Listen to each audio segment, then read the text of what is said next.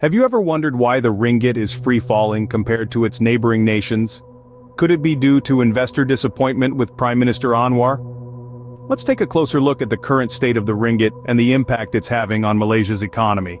In recent times, the ringgit has been the worst performing currency in emerging Asia, sliding almost 8% against the US dollar. This economic turmoil is raising eyebrows and sparking debates amongst economists and political enthusiasts alike. The crux of the matter seems to point towards the leadership of Prime Minister Anwar. Despite high hopes for change when Anwar assumed office in 2022, his focus on building a cult hero image rather than implementing necessary reforms has raised concerns. Investors are growing increasingly disappointed. There's a sense that if Anwar, who was seen as Malaysia's last hope after a string of failed administrations, also falls short, there may be no hope left. This could lead to a capital flight to other, more welcoming nations. But, is Anwar the only one to blame? Let's delve into the past to find some answers. Our journey into the past begins with former Prime Minister Mahathir Mohamad, who warned about the ringgit possibly falling to RM5 per US dollar. This is not the first time Mahathir has navigated such choppy economic waters. During the Asian financial crisis, he made the bold move to peg the ringgit and implement strict foreign exchange controls, against the advice of the International Monetary Fund. Mahathir's leadership was characterized by his take-charge attitude, often making decisions that were seen as unconventional, but ultimately brought stability during tumultuous times. His recent comments about the ringgit have stirred up both support and opposition, proving his influence in Malaysian politics remains strong, years after his retirement. But Mahathir was not the only one who tried to steady the ringgit. Let's not forget the other prime ministers who came after him, each grappling with the same issue, each trying their best to bring about the necessary reforms. Abdullah Badawi, who took over from Mahathir, had his share of challenges. Despite his efforts, the ringgit continued its downward trend. Then came Najib, who despite the infamous 1MDB scandal, did attempt to liberalize the economy. But his efforts were thwarted by Mahathir, who played the race card against him.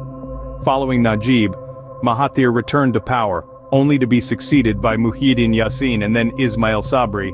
Each of these leaders faced their own challenges, and despite their best efforts, failed to implement the critically needed reforms to stabilize the ringgit. Despite their efforts, past administrations have not been successful in stabilizing the ringgit. But what about the current administration? Anwar, seen as the last hope for Malaysia, seems to be struggling to implement the much-needed but politically sensitive reforms. As the ringgit continues to plummet, Prime Minister Anwar Ibrahim seems to be more focused on building a cult hero image rather than taking decisive action.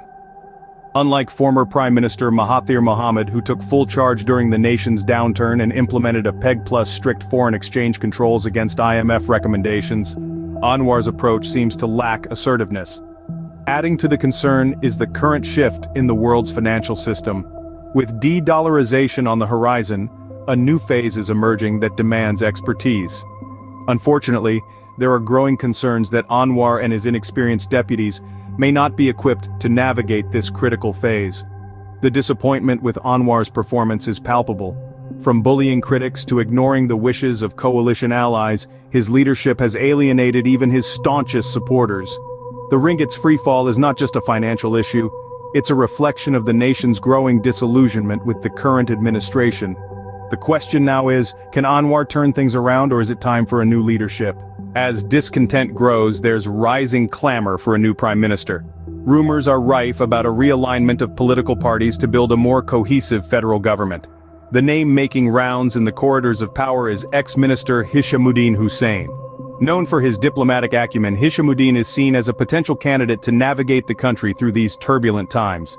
There's also talk of a super unity government. The idea is to bring together political parties with diverse ideologies but a common goal: to pull Malaysia out of this economic quagmire. Allies like the Sarawak's powerful GPS and DAP, who have shown their dissatisfaction with the current administration, may join hands with the PN opposition coalition to form this new government. This potential coalition is seen as a formidable force that could withstand fractures and won't be easily swayed by personal ego, cultism, or sycophancy. The focus is on creating a stable environment where long-term structural reforms can take place.